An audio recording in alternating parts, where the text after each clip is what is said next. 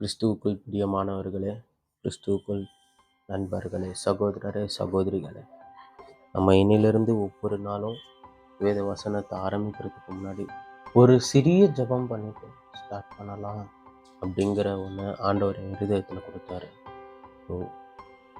ஆண்டவரே, இந்த நாளை காண செய்ததற்காக உமக்கு நன்றி.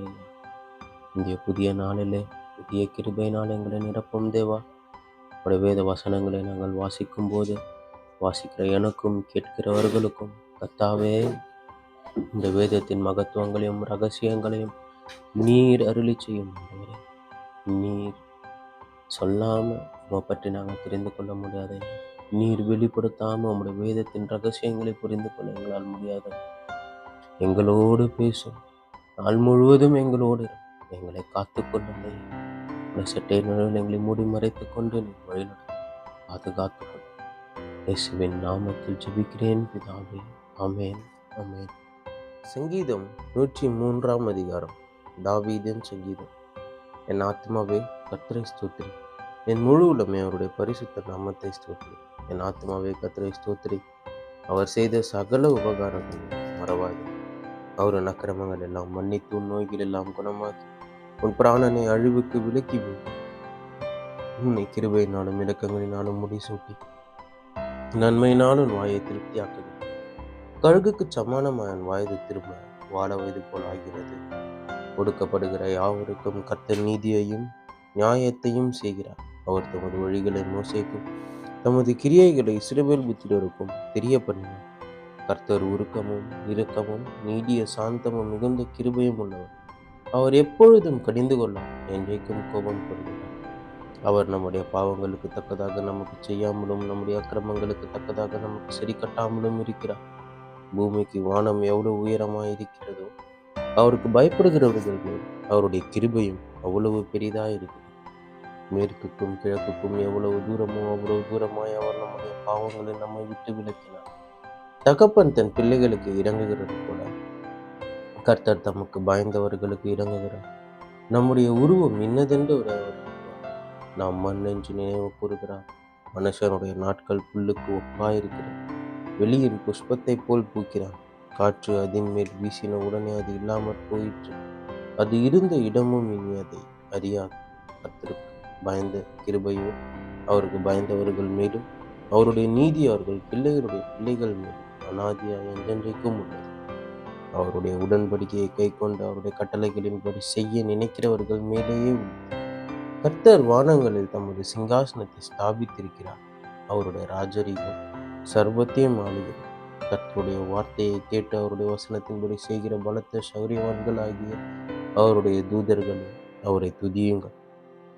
கர்த்தருக்கு பிரியமானதை செய்து அவர் பணிவிடைக்காரராயிருக்கிற அவருடைய சர்வ சேனைகளே, அவரை துதியுங்கள். கர்த்தர் ஆளுகிற எவ்விடங்களிலும் உள்ள அவருடைய சகல கிரியைகளே, அவரை ஸ்தோத்திரியுங்கள். என் ஆத்மாவே கர்த்தரை ஸ்தோத்திரி. சங்கீதம் 104 அதிகாரம். என் ஆத்மாவே கர்த்தரை ஸ்தோத்திரி, என் தேவனாகிய கர்த்தாவே, நீர் மிகவும் பெரியவராயிருக்கிறீர். மகிமையும் மகத்துவத்தையும் அணிந்து கொண்டிருக்கிறீர். ஒளியை வஸ்திரமாக தரித்து வானங்களை திரையைப் போல விரித்திருக்கிறீர். தமது மேல் வீடுகளை தண்ணீர்களால் மச்சுப்பாவி மேகங்களை தமது ரதமாக்கி காற்றினுடைய சட்டைகளின் மேல் செல்லுகிறார். தம்முடைய தூதர்களை காற்றுகளாகவும் தம்முடைய ஊழியக்காரரை அக்கினி ஜுவாலைகளாகவும் செய்கிறார். பூமி ஒருபோதும் நிலை பெறாதபடி அதன் ஆதாரங்கள் மேல் அதை ஸ்தாபித்தார். அதை வஸ்திரத்தினால் மூடுவது போல ஆழத்தினால் மூடினார். பர்வதங்களின் மேல் தண்ணீர்கள் நின்றது. அவைகள் உமது கண்டிதத்தால் விலகி ஓடி உமது குமுறலின் சத்தத்தால் விரைந்து போயிற்று.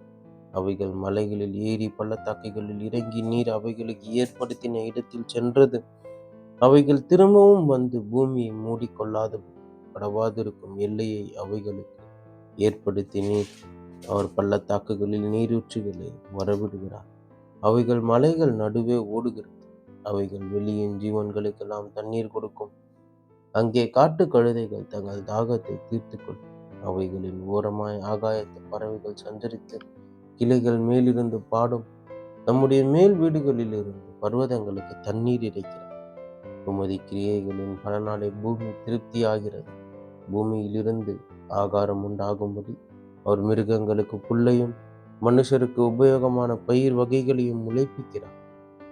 மனுஷனுடைய இருதயத்தை மகிழ்ச்சியாக்கும் திராட்சரசத்தையும் அவனுடைய முகக்கலையை உண்டு பண்ணும் எண்ணெயையும் மனுஷனுடைய இருதயத்தை ஆதரிக்கும் ஆகாரத்தையும் விளைவிக்கும். கர்த்தருடைய விருட்சங்களும் அவர் நாட்டின லீபனோனின் கேதுருக்களும் சாரத்தினால் நிறைந்திருக்கும். அங்கே குருவிகள் கூடுகட்டும், தேவதாரு விருட்சங்கள் கொக்குகளின் குடியிருப்பு. உயர்ந்த பர்வதங்கள் வரையாடுகளுக்கும் கண்மலைகள் குழிமுசல்களுக்கும் அடையாளம். சந்திரனை காலக்குறிப்புக்காக படைத்தார். சூரியன் தன் அஸ்தமனத்தை அறியும். நீர் இருளை கட்டளையிடுகிறீர், ராக்காலமாகும். அதிலே சகல காட்டு ஜீவன்களும் நடமாடும். பால சிங்கங்கள் இடைக்காக கெர்ஜித்து தேவனால் தங்களுக்கு ஆகாரம் கிடைக்கும்படி தேடும். சூரியன் உதைக்க அவைகள் ஒதுங்கி தங்கள் தாவரங்களில் படுத்துக்கொள்ளும். அப்பொழுது மனுஷன் சாயங்காலம் மட்டும் தன் வேலைக்கும் தன் பண்ணைக்கும் புறப்படுகிறான். கர்த்தாவே, உமது கிரியைகள் எவ்வளவு திரளாயிருக்கிறது! அவைகளை எல்லாம் ஞானமாய் படைத்தேன். பூமி உம்முடைய பொருள்களினால் நிறைந்திருக்கிறது. பெரிதும் விஸ்தாரமுமான இந்த சமுத்திரமும் அப்படி நிறைந்திருக்கிறது. அதிலே சஞ்சரிக்கும் சிறியவைகளும் பெரியவைகளுமான எண்ணிறந்த ஜீவன்கள் உண்டு. அதிலே கப்பல்கள் ஓடும். அதிலே விளையாடும்படி நீர் உண்டாக்கின திமிங்கிலங்களும் உண்டு. ஏற்ற வேளையில் ஆகாரத்தை தருவீர் என்று அவைகள் எல்லாம் உம்மை நோக்கி காத்திருக்கும். நீர் கொடுக்க அவைகள் வாங்கிக் கொள்ளும். நீர் உம்முடைய கையை திறக்க அவைகள் நன்மையால் திருப்தியாகும். நீர் உமது முகத்தை மறைக்க திகைக்கும். நீர் அவைகளின் சுவாசத்தை வாங்கி கொள்ள அவைகள் மாண்டு தங்கள் மண்ணுக்கு திரும்பும். நீர் உம்முடைய ஆவியை அனுப்பும்போது அவைகள் சிருஷ்டிக்கப்படும். நீர் பூமியின் ரூபத்தையும் புதிதாக்குகிறேன். கர்த்தருடைய மகிமை என்றென்றைக்கும் விளங்கும். கர்த்தர் தம்முடைய கிருபைகளில் மகிழுவார். அவர் பூமியை நோக்கி பார்க்க அது அதிரும். அவர் பர்வதங்களை தொட அவைகள் புகையும். நான் உயிரோடு இருக்க மட்டும் என் கர்த்தரை பாடுவேன். நான் உள்ளளவும் என் தேவனை கீர்த்தனம் பண்ணுவேன். நான் அவரை தியானிக்கும் தியானம் மீதாயிருக்கும். நான் கர்த்தருக்குள் மகிழுவேன். ஆவிகள் பூமியிலிருந்து நிர்மூலமாக்கி துன்மார்க்கரின் இராமற் போவார். என் ஆத்துமாவே கர்த்தரை ஸ்தோத்திரி. அல்லேலூயா. நீதிமொழிகள் 22 அதிகாரம். திரளான ஐஸ்வர்யத்தை பார்க்கிலும் நற்கீர்த்தியை தெரிந்து கொள்ளப்படத்தக்கது. பொன் வெள்ளியை பார்க்கிலும் தயையே நலம். ஐஸ்வர்யவானும் தரித்திரனும் ஒருவரை ஒருவர் சந்திக்கிறார்கள். அவர்கள் அனைவரையும் உண்டாக்கினவன் கர்த்தர். விவேகி ஆபத்தை கண்டு மறைந்து கொள்ளுகிறான். பேதைகள் நெடுக போய் தண்டிக்கப்படுகிறார். தாழ்மைக்கும் கர்த்தருக்கு பயப்படுதலுக்கும் வரும் பலன் ஐஸ்வர்யமும் மகிமையும் ஜீவனமும். மாறுபாடுள்ளவனுடைய வழியிலே முள்ளுகளும் கண்ணிகளும் உண்டு. தன் ஆத்மாவை காக்கிறவன் அவைகளுக்கு தூரமாய் விலகி போவான். பிள்ளையானவன் நடக்க வேண்டிய வழியிலே அவனை நடத்து. அவன் முதிர் வயதிலும் அதை விடாதிருப்பான். ஐஸ்வர்யவான் தரித்திரனை ஆளுகிறான். கடன் வாங்கினவன் கடன் கொடுத்தவனுக்கு அடிமை. அநியாயத்தை விதைக்கிறவன் வருத்தத்தை அறுப்பான். அவன் உக்கிரத்தின் மிலாறு ஒழியும். கருணை கண்ணன் ஆசீர்வதிக்கப்படுவான். அவன் தன் ஆகாரத்தில் தரித்திரனுக்கு கொடுக்கிறான். பரியாசக்காரனை துரத்திவிடும். அப்பொழுது வாது நீங்கும். விரோதமும் அவமானமும் ஒழியும். சுத்த இருதயத்தை விரும்புகிறவனுடைய உதடுகள் இனிமையானவன். ராஜா அவனுக்கு சிநேகிதனானவன். கர்த்தருடைய கண்கள் ஞானத்தை காக்கும். துரோகிகளின் வார்த்தைகளை அவர் தாறுமாறாக்குகிறார். வெளியிலே சிங்கம், வீதியிலே கொலையுண்டேன் என்று சோம்பேறி சொல்லுவான். பரஸ்திரீகளின் வாய் ஆழமான படுகுழி.